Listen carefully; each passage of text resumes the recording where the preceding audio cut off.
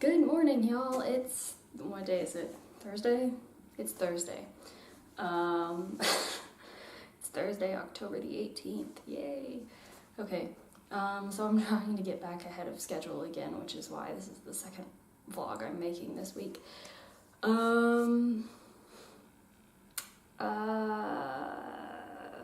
am I doing? Oh yeah. Okay.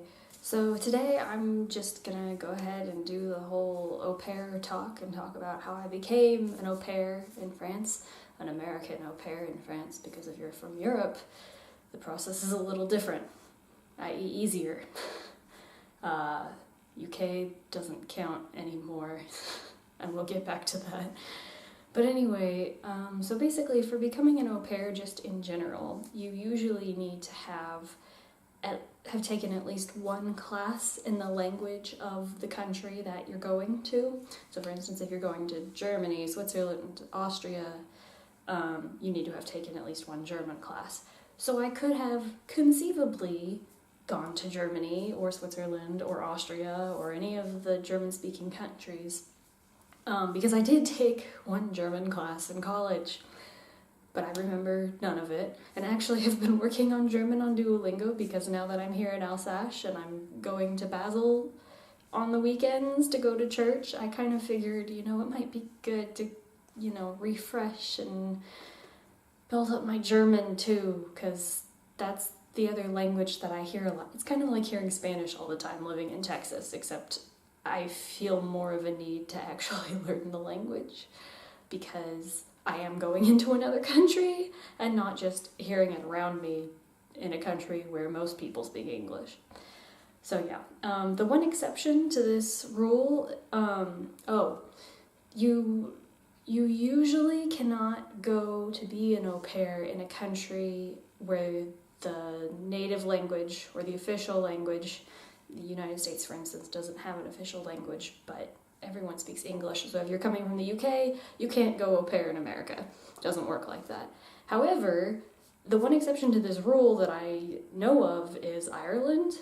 I'm not sure if it only works for Irish going to the UK or Australia or United States, Canada, any English-speaking country, or if it also goes both ways where you can be an American and go to Ireland.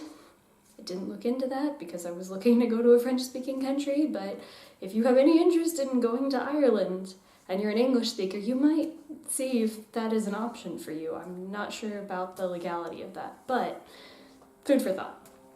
Anyway, so each country has its own requirements for what you need to do and need to have when you actually arrive here and begin your au pair experience. For France, the national government recommends that you take anywhere from 1 to 10 hours of a language course, and then it's left up to each region. Is it the regions or there's like 6 main regions in France. It's called the Hexagon. So over here in the east, we're in the east or the northeast, I'm not sure. But anyway, over here, Alsace is like, I'm not sure if it's a district or if it's the entire region. I need to learn this geography a little bit better, but it's never been my strong suit. So, I believe it's Alsace, the region of Alsace, that has the authority to say how many hours you take, and they require all 10, which is kind of difficult to achieve, but so right now, for instance, I'm enrolled in an online course and it tracks how many hours I do per week, but there's no real set, this is what you need to do each week. It's just, here's all the lessons, here's all the materials. We recommend that you do at least an hour a week, 30 minutes a day, something that works for you, but use it however you want. And then I'm supposed to start my 3-hour Saturday course that goes for 12 weeks in November. We're still not sure. Well, The official date is somewhere, but we tried to check on the website the other night and the website was down, so it either starts on the 3rd or the 12th, maybe. I think it's actually wait, are those even Saturdays? Hang on. No, the 3rd, the 10th, or the 17th. I think it's the 17th. I'm not really sure. But yeah, so it runs into March, maybe? I think I get 2 weeks off for the holidays. Anyway, but I haven't started that yet, so I've been trying to do my online course as much as possible. I still need to do it today, but I'll get to that later. So yeah, so those are the basic requirements. You need to have taken a language course. You're supposed to take a language course when you get here, and then the French government also requires that the host family does not have you working more than 35 hours a week. 40 hours would be full-time, and this is not supposed to be a full-time position. So that's one thing. And then, but there's, you work out in your contract, like, we're not going to require you to do more than this in any given week, but sometimes there might be like 1 or 2 hours of evening babysitting, sometimes on Saturdays, something like that. By law, I have to have Saturdays off. Or not Saturdays. I have to have Sundays off. They're allowed to ask me to work on Saturday. And when I first arrived here, I did have a couple of hours on Saturday that were written into my schedule, but as the first month or so went on, and I was trying to get to meet other people on the weekends, they came back to me and said, maybe we should rework the schedule to where you don't have any hours on Saturdays so that you can go and meet with people. So now my schedule has changed, and I'm going to tell you what my schedule is currently in a minute. But that's just how the government requires it. The other major point I guess I should mention is the visa. So some countries only require that you have a student visa. France actually has a specific au pair visa that is basically a student visa, but it has some, I don't know, when I went to apply, I applied for an au pair visa. But I'm not really sure if form-wise it's any different than a student visa, because every time I've talked to someone about it, they're like, oh yeah, student visa, okay. So I don't really know why there's specifics. I do have to bring my contract I did have to bring my signed contract that had been approved by the Labor Department in France to the consulate when I went to apply for my visa. But other than that, I don't know. I don't really know what the official difference is. So if you want to be an au pair, how do you find a family that's willing to take you in? That's the main question, I guess. All the paperwork, is pretty straightforward. You can find that online. There are plenty of websites that will tell you the process. For me, personally, I used a website called Au Pair World. There are 2 types of matching sites, basically, where you can match yourself with a family or match yourself with a potential au pair if you're looking to get an au pair and not be one. You can either use an agency, where whether you're an au pair or a host family, you pay them money. You give them all your information, your preferences, and they run background checks, which is the major plus. And if you're an au pair, well, actually, if you're a host family too, if they match you with someone and things don't work out and, you have to leave or your au pair leaves, then they can find you a new person or a new host family very quickly because they have that database. So if you have to leave in the middle of the night and go check into a hostel, you can contact your agency and they will find you another host family pronto. So there's an element of security with an agency, but when I was looking up whether to use an agency or just to use a matching site, most people were saying, an agency isn't worth it, particularly because you don't get to pick the family, they pick one for you, and so there seems to be a greater chance that you won't actually get along with your host family that well or your au pair that well.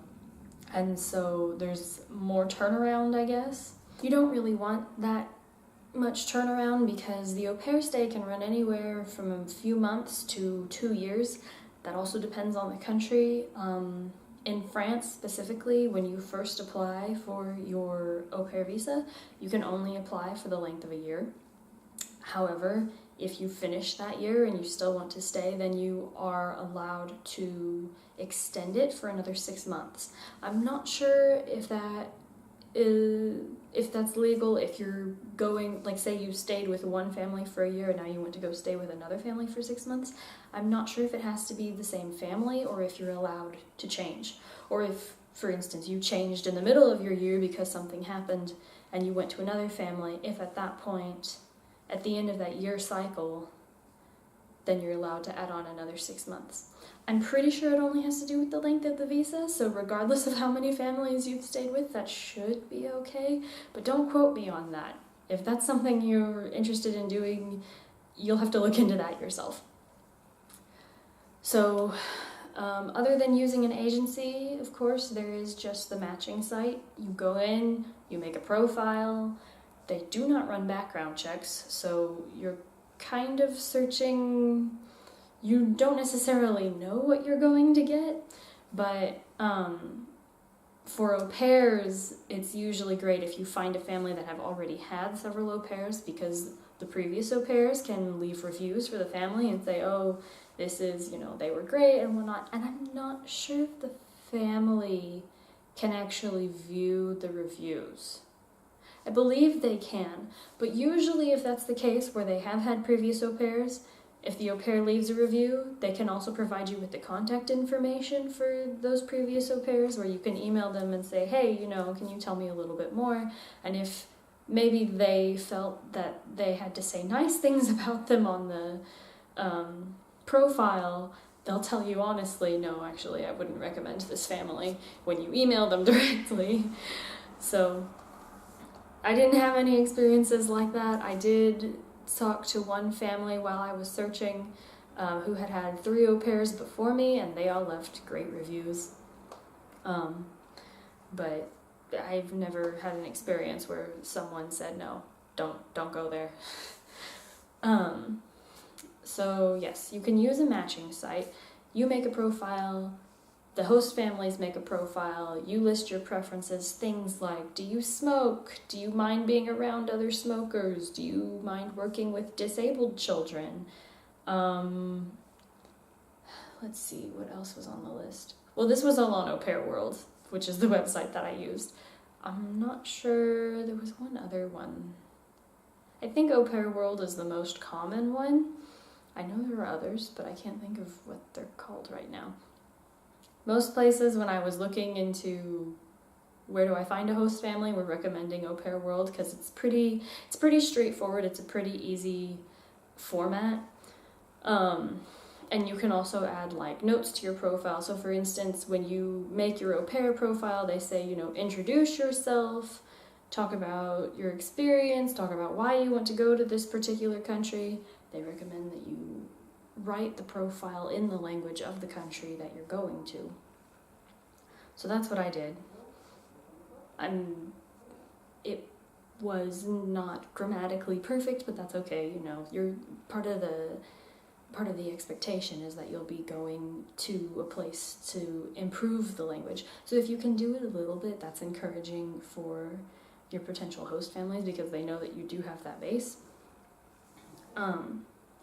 And then alternatively, if you are a host family looking for an au pair from a specific country or a specific language background, it's better to write your profile in the target language. So some families, for instance, are very open. They don't have a specific language in mind. They have several options. So if they are well-spoken or at least basically knowledgeable in several languages, they might write each paragraph in 3 different languages.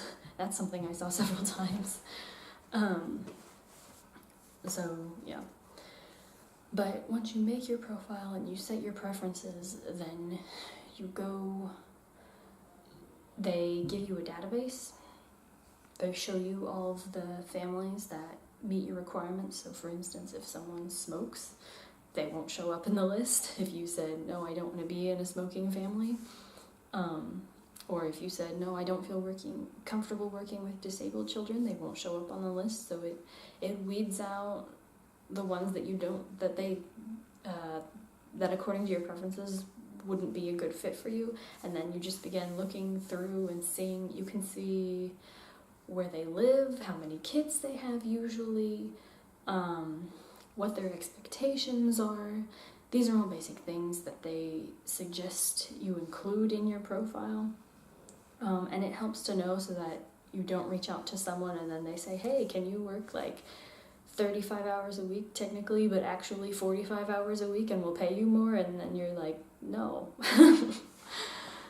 This was a waste of time. So, but yeah. And I actually, for my personal searching, I actually had to do the searching process twice. In the summer of 2017, I began looking for a family, and I think I found one within the first couple of weeks. I was actually this family in San Luis, and they had 2 little boys, and they wanted me to start in January of 2018. But they had a bunch of different things going on, I guess. I got my health certificate ready, and I sent them all the initial paperwork that I had to send to them, and then it got to be like the last week of December, and I still hadn't heard back as far as, had they sent in my contract or any of that. And I was like, okay, I don't think I'm going to be able to make it by January.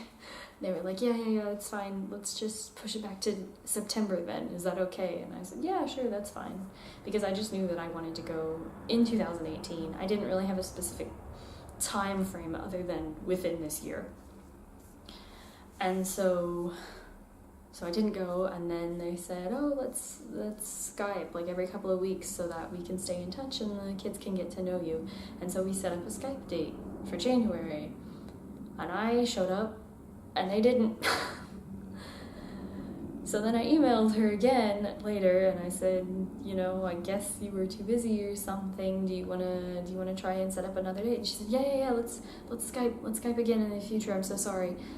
But she didn't make a suggestion for when, and so at that point I was kind of like, okay, I'm gonna wait until you reach out to me now, because this is a little weird. And she never emailed me back again. So yeah, I just fell out of communication with them. So in June, I began looking for another host family, and I spoke to several different families. The first time I searched, I really only spoke to 2 families, but this time I feel like I spoke to 4 or 5. I had 4 Skype interviews this time. I spoke with one family near Paris that had 2 little girls and one on the way. She was pregnant, but it may have been a boy. I think it was actually a boy. And they lived in a suburb outside of Paris. So that was really nice, being near Paris, but not actually in Paris. They didn't choose me, they chose another girl, obviously, because I'm not there. And then, let's see, I spoke to a young couple who were living near Geneva on the French side.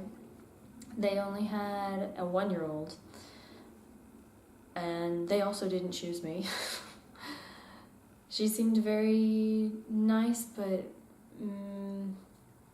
there are those well, maybe you don't know, but if you've done childcare, there are those parents that are like really particular about what their child eats, what their child does, what kind of things they wear, what sort of products they use in the house. Very focused on that, kind of to the point of like, okay, this is a little extreme. I don't think I would have been happy there, so I wasn't that disappointed that she didn't choose me. I was a little bit frustrated at that point because I had been looking by the time that I spoke to her, I had been looking for quite a while. And then, let's see, I also spoke to another family outside of Geneva in the same general area who had 5 kids. But they're actually Italian Catholic, explains a little bit, but they were very friendly. And they had 3 American au pairs before, and I really enjoyed my conversation with them. They seemed to really enjoy talking to me. They also did not choose me. They told me during the interview that it was between me and another girl. And when they sent me the rejection, basically they said, you were really great, and we hope that you find someone. We hope that you find a really great host family, and you're going to do very well. But after 3 years of having Americans, we've decided to go with a Russian, so can't compete with that. And then the last family I spoke to, thankfully, was my current host family. And they, let's see, I was getting on Au Pair World, not every day, but at least every couple of days, and checking to see if there were any new profiles. Because usually, if you go on and it lets you choose, what are the best matches, but it also lets you choose, what are the most recent posts that meet your requirements. And so I was checking the most recent ones every day, and sometimes there wouldn't be any new ones, and sometimes there would be 10. And so the day I got on, I think they had just posted their profile the day before. And I could see that they had 3 little girls, and they were moving back from Singapore, and that they lived in this tiny village in the Alsace region. And so what I did with all of the profiles that I looked at, if it was a place that I didn't recognize the name of, I would Google it. And so when I saw that this village, Blotzheim, was right next to Saint Louis, I thought, that's interesting. That's an interesting coincidence. So I contacted them because I already knew a little bit about this region from having looked into it the year before. And yeah, the process with them was pretty easy. I contacted them, we interviewed on Skype maybe about a week after initially messaging, and then within a few days they had let me know that they chose me, and so then I went into the paperwork process. So the family that I'm currently with has 3 children, 3 girls, and they're all different ages, and they all go to 3 different places every day. The youngest one is at creche, which is basically nursery or daycare. The second one is at a kindergarten, but it's more like a pre-K, like we would think of. I'm pretty sure the youngest age there is 3, and it goes through 5. And she is in actually a bilingual kindergarten, which is not necessarily normal for France, certainly something that's unique to this area, but it's of course because we're right next to Germany and Switzerland. So some days they speak French at her school, and other days they speak German. The third child, the eldest child, is 6, and she actually goes to the international school in Basel, where she speaks English, German, and French as well, I believe. She already speaks English very well, so she does all right with that. Obviously she's French, so she speaks French. And then with German, she seems to be struggling a little bit. She hasn't been exposed to German as much. Obviously they spent 5 years in Singapore, and so she has some experience with Mandarin and also with Spanish, because the international school in Singapore, there were a lot of Latin American children there, so she knows a little bit of Spanish. But yeah, German, she's still working on it, but she's getting better.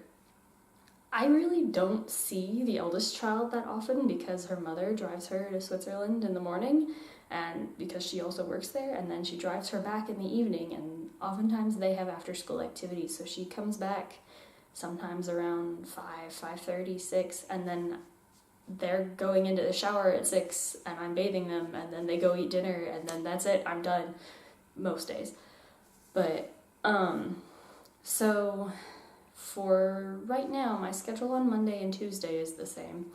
I go pick up the middle child, the 4-year-old, from her pre-K, and I bring her back for lunch. This is normal in France. The children don't usually stay at school for lunch. I'm pretty sure that's the same for all age groups, all the way from youngest up until high school. So I pick her up at 11:30, and then I bring her home and give her lunch and take her back. We usually leave the house around 1, but she has to be back by 1:25.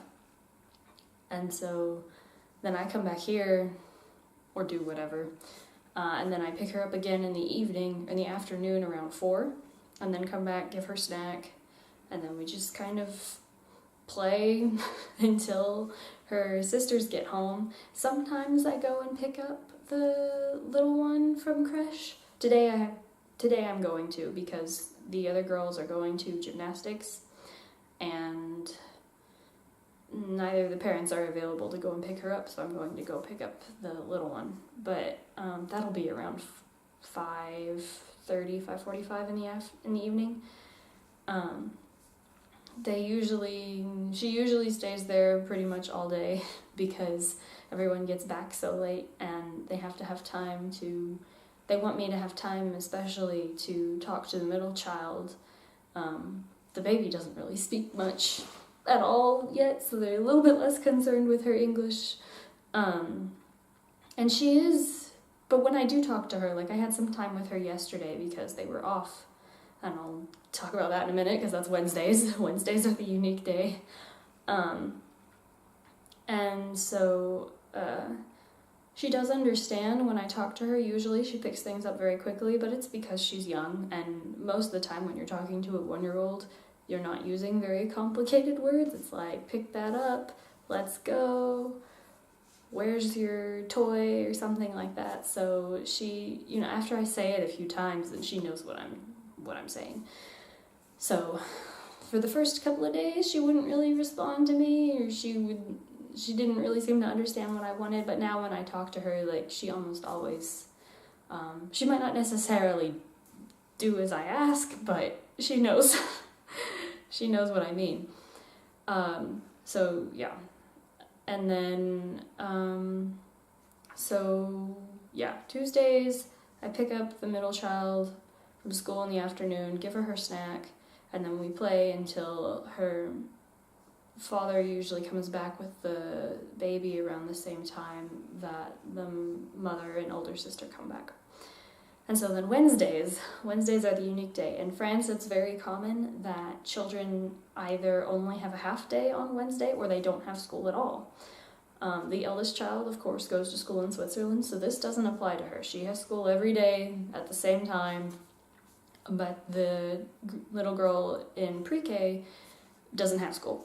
So she goes to gymnastics in the morning. Her father takes her to gymnastics, brings her back, gives her lunch, and then after lunch, the creche also closes at midday on Wednesdays. So he picks up the baby as well and brings her back, gives her lunch, and then after lunch, the little one goes down for her nap. Usually she only sleeps about an hour, but yesterday she was really tired and slept for 2.5 hours. And then when she goes down for her nap, the middle girl has a quiet time for about an hour. And I don't have to be with her during this time, but I just need to be nearby. So she and the little one actually share a room. So she goes into her older sister's room and just reads books for about an hour. And then when that's over, I go and I get her and we go downstairs. And usually, again, her little sister is awake by this time, but yesterday we just had a lot of time to ourselves because she didn't feel like waking up. And then I'm with them until the evening, until bath time at 6. I give them their baths, I take them downstairs, they eat dinner, and that's it. So that has been the case for the last several weeks. Used to be my Thursday and Friday schedule were about the same as my Monday and Tuesday schedule, but in order to rearrange the hours so that I could have my Saturdays completely free, they've changed my Thursday-Friday schedule now to where I don't pick up the middle child for lunch Instead, I only pick her up after school, and then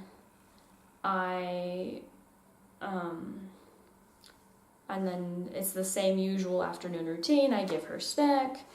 I might pick up the baby from daycare like I'm going to do today. And then on Thursdays and Fridays, I give them dinner. So Thursdays are a little bit unique because both of the girls have swimming in the evenings.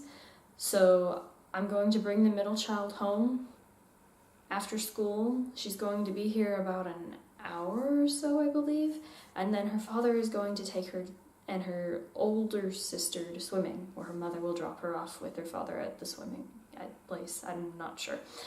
And so then I go and pick up the baby, and then I'm going to give her a bath, prepare the dinner. They should be back around 6:30 or 7, I believe. And then they bathe, and then they eat dinner, at which point I think the baby is going to sleep. Last week was the first week that we really kind of tried it out, so it hasn't really settled yet, but that's what it's supposed to be today. We're going to see how it works out. Last week we fed them first, and then they took showers after, and that didn't really work out because they were playing around, and the little sister was trying to sleep, and it was just kind of a big mess. So hopefully getting them to bathe first and then eat dinner, things will go more smoothly, but we'll see. And then tomorrow also same thing, except there is no swimming lessons, so they will all be here and bathe at the same time, eat at the same time, and then go to bed. And then tomorrow specifically, not general Fridays, but tomorrow specifically, I actually have some evening babysitting to do because my host parents are going to the theater. I'm not sure if they're going to a movie theater or a theater. I'm not sure if they're going to see a movie or see a play or something, but they just said theater, which could mean either one in my English-speaking head. So tomorrow evening they'll go to bed, and then I will be here by myself with them, but they should be asleep. So the only thing that should be different is that I put them to bed, which I haven't done yet, so we'll see how it goes. But my host mother has already told me, Caroline, her name is Caroline. Caroline has already told me that, it's fine if it's a little late because, I'm babysitting, especially it's the first time, and it's Friday. They don't have school in the morning. It's not a big deal. So, but hopefully everything goes smoothly and I don't have some crazy story to tell you in my next vlog about how it was utter chaos. That's what I'm hoping for. That is the gist of the au pair process and of my personal experience in becoming an au pair and how I got here. I hope y'all enjoyed this video, and let's see. Okay, hiking is not happening this weekend. It is hopefully finally happening next weekend, but this weekend I do have plans already for a vlog. I'm gonna go show you something cool. I may have already mentioned it in the last video, but I'm not gonna mention it now, just in case, so it can still be secret. I hope you enjoy it. I hope I enjoy it, because it's someplace I haven't been yet. But anyway, yeah, that's this video. I hope y'all enjoyed it. Subscribe if you want to see more. Not everything is boring with me just talking to the camera. And hit that notification button so that you can see when I post my videos. They go up on Mondays, usually. I'm not sure if I'm going to keep it on Mondays, but for right now, that's when they're going up. Just because Mondays suck, and I want people to have something to look forward to on Mondays, so yay, my videos. But yeah, so for the third time, I think, thanks for watching. I will see you again next week. Bye!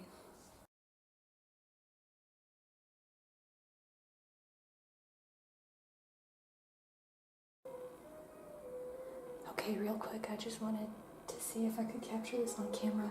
Someone is legit out here playing the saxophone, I think. Oh, you're not gonna be able to hear it over this plane.